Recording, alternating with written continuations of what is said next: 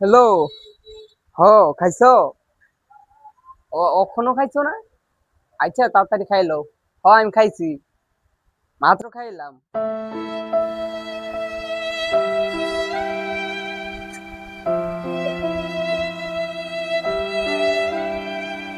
হ, আচ্ছা, তুমি খাওয়া দাওয়া করো, পরে আবার কল দিব না।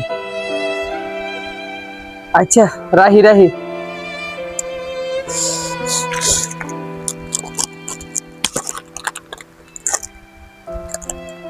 কিরে, তুই আমার দিকে এমনি তাকিয়েছিস কেন? হ্যাঁ? ভাই, আজকে 3 দিন ধরে কিছু খাই নাই ভাই। কিছু দিবেন ভাই, অনেক খিদে লাগছে ভাই, জানেন ভাই। 3 দিন ধরে কিছু খাই নাই ভাই। তোর বেড়া, তখন লাগে কেন খাইতারি না? টোকাই করে টোকাই রা। বেড়া,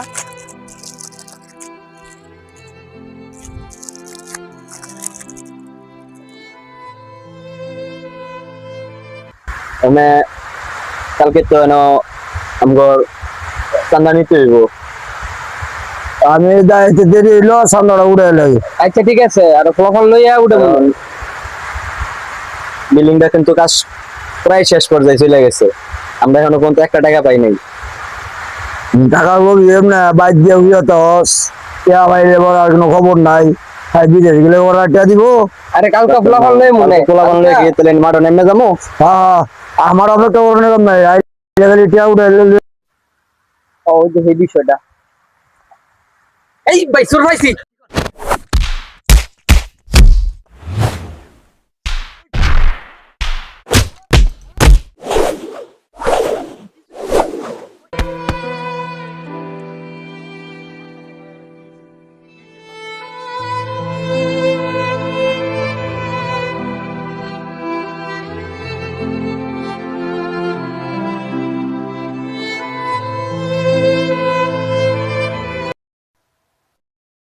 আচ্ছা বসো, শুনি তোমার ঘটনা কি কি হয়েছে।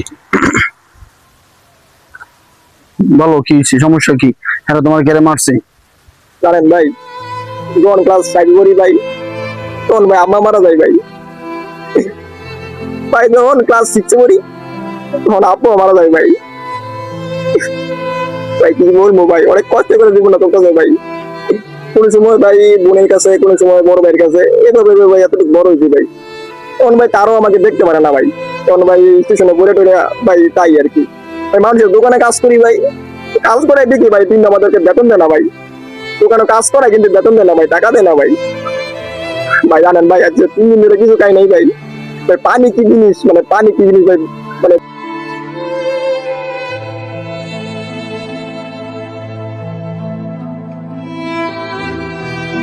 ছোট ভাই, বুঝতে পারলাম তোমার জীবনটা আসলে অনেক কষ্টের।